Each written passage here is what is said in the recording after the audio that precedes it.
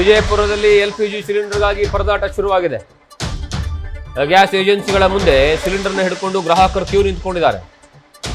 ಆನ್ಲೈನ್ನಲ್ಲಿ gas booking ಆಗ್ತಾ ಇಲ್ಲ ಅಂತ ಗೋಳನ್ನ ಹೇಳ್ತಾ ಇದ್ದು, ಕೇಂದ್ರ ಸರ್ಕಾರದ ವಿರುದ್ಧ ಆಕ್ರೋಶಗೊಂಡಿರುವಂತಹ ಗ್ರಾಹಕರು ದರ ಏರಿಕೆಯೊಂದಿಗೆ ಅಕ್ರಮ ಗ್ಯಾಸ್ ಮಾರಾಟದ ಆರೋಪವನ್ನ ಮಾಡ್ತಾ ಇದ್ದಾರೆ.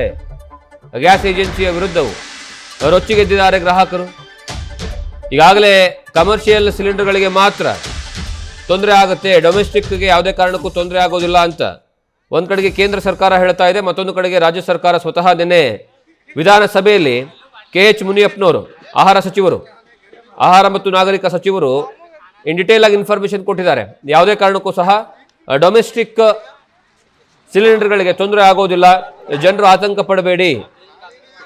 25 ದಿನಕ್ಕೆ ಒಂದರಂತೆ ಸಿಲಿಂಡರ್ನ ನಾವು ಕೊಡ್ತೀವಿ. ಒಂದು ಸರಿ ಏನಾದರೂ ನೀವು ಸಿಲಿಂಡರ್ ಬುಕ್ ಮಾಡಿದ್ರೆ ನೆಕ್ಸ್ಟ್ ನಿಮಗೆ ಸಿಲಿಂಡರ್ ಸಿಗೋದು 25 ದಿವಸಕ್ಕೆ.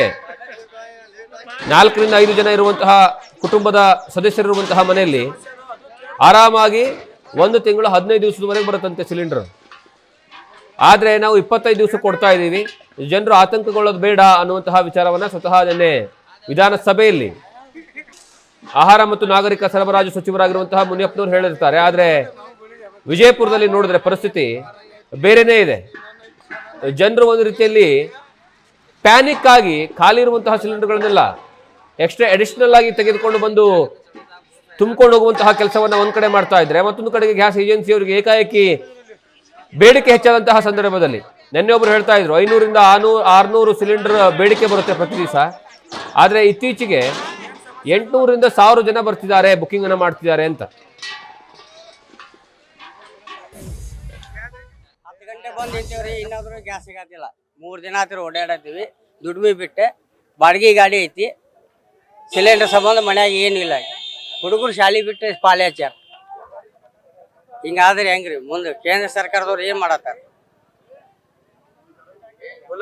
ಇದಕ್ಕೆ ಏನ್ರಿ ಪರಿಹಾರ ಮಾಡ್ಬೇಕಲ್ರಿ ಅವ್ರು? ಈಗ ಒಂದ್ ವಾರ ಮ್ಯಾಗ ಆತ್ರಿ ಅದು ಸಮಸ್ಯೆ. ಹಾ ಮತ್ರಿ ಇಲ್ಲ ರೀ, ಈ 3 ರೇಟು 940 ರೂಪಾಯಿ. ಬ್ಲ್ಯಾಕ್ ಡೇ ಬೇಕಾದ್ರೆ ತಗೋರಿ ಅಂತ. ನಾವ್ ಎಲ್ಲಿ ತಗೋಬೇಕ್ರಿ? ನಮ್ಮ ಬಡವರು ದುಡ್ಕೊಂಡ್ ತಿನ್ನೋರು ನಾವು. 1200-1500 ರೂಪಾಯಿ ಅಂತಾರ, ನಾವ್ ಎಲ್ಲಿ ತರ್ಬೇಕ್ರಿ? ದಿನ ದುಡಿದು ತಿನ್ನೋರು ನಾವು.